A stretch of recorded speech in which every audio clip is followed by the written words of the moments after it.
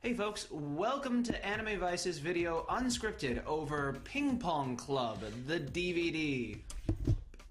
Now, there's a story behind my acquisition of this DVD, actually. I was at New York Comic Con, or no, it was New York Anime Fest, because it would have been the end of the year. It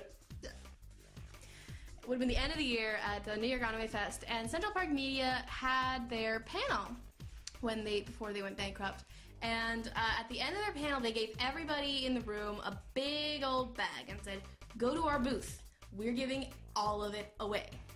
And the Ping Pong Club is one of the DVDs that I acquired as the result of the ensuing chaos. Was it like a Santa Claus bag? Did they like sling it over their shoulder? Ho, ho, ho! It was more like one of those like big, Hentai. giant red shopping bag kind of things, you know, like a little handle at the top. I mean, I guess you could have done it that way. I didn't see very many people doing it because, frankly, the crowd was so packed in. Yeah, you said free stuff, and then everyone comes running in. Yeah, it was just this giant corner of the room, and oh man, security was not very Do thrilled you about like that. free anime?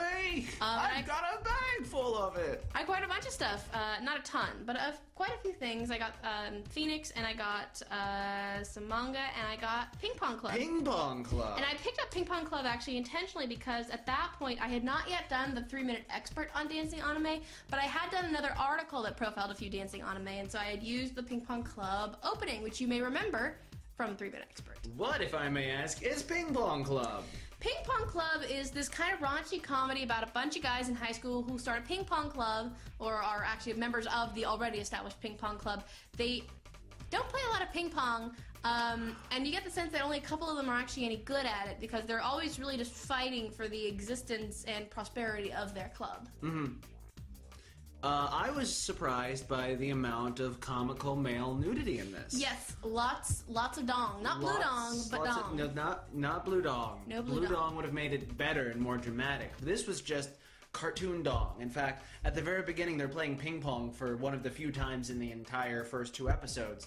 And he's like, revealing my junk swipe, and then the guy like has a little peek out of his little turtling penis out of his shorts, and the other guy's and it's hilarious. The way they draw it is essentially like a U and then another little U, so you've got kind of like the balls, and then yeah, it's hilarious. You know, it looks more like small child penis than anything. Although they also make a joke in one of the episodes where basically they're all trying to kind of assert their dominance, and so one of the guys keeps getting mad at the other guys and pulls down their pants. It's like, ha ha, you know, that one guy has no pubes or whatever, and he pulls down this other guy's, and it's like this glowing, shining beacon. And the team captain is, in fact, the team captain of the Large Genitals Club. Well, large for Japan. Large for Japan Club.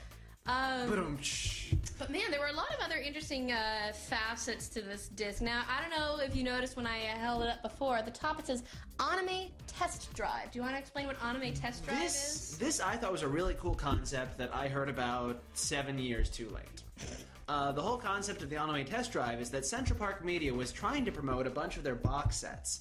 And so what they would do is they would sell these suckers for like $7.99 a pop, which is it's like 2 episodes. Yeah, it's like 2 episodes. Oh, this one has 3, even though it says 2 on the box, which is weird. And has like all that extra room devoted to 45 minutes of trailers. 45 minutes of trailers. We sit down, we're like, okay, we're gonna watch the Ping Pong Club. I'm typing in the background, waiting for the show to start.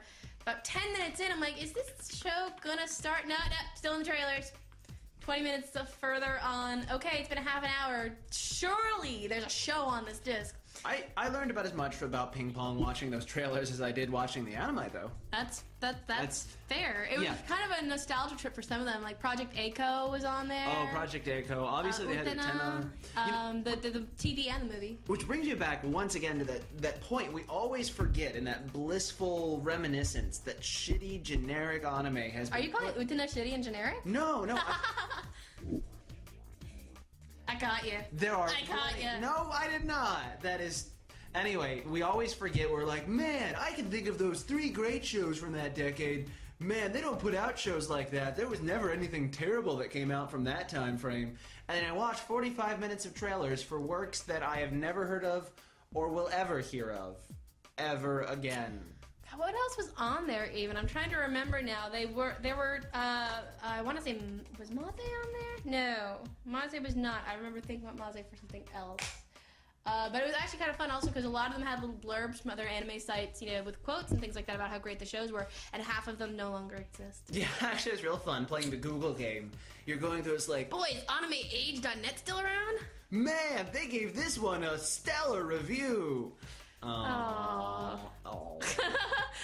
Anyway, so the whole concept of it was that you would buy this for $7.99, $8.99, whatever like their list standard price was.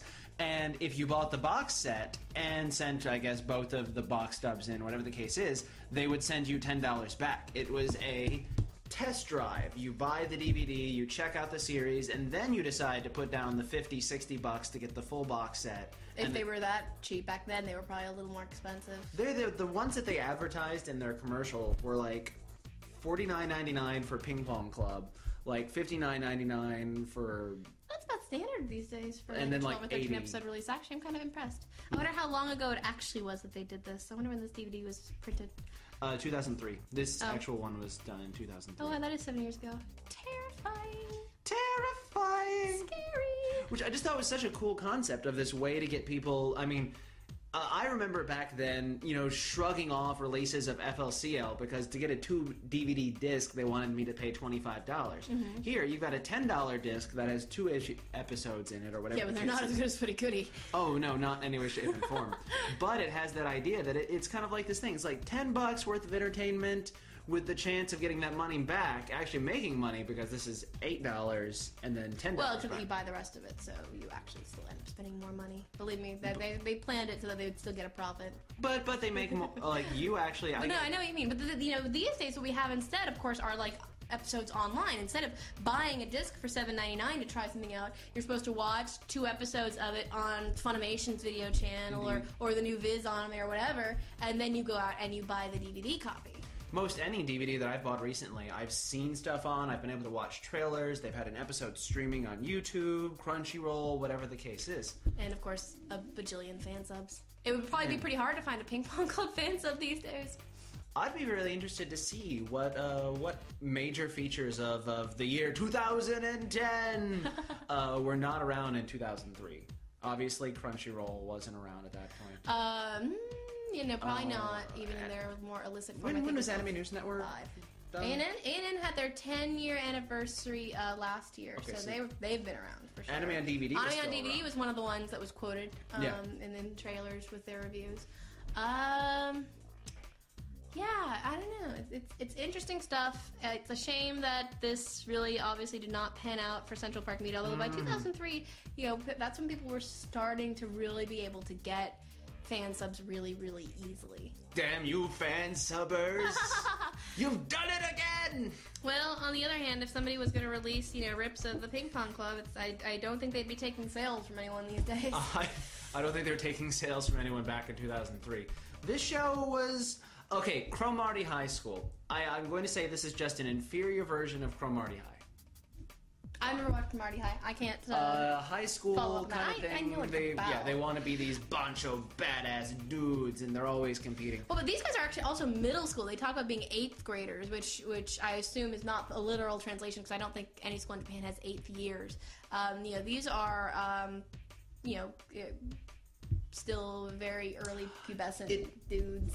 Definitely comes off being very like... The girls all look a lot older though. The girls all look like, you know, hot, nubile 16, 17, 18-year-olds.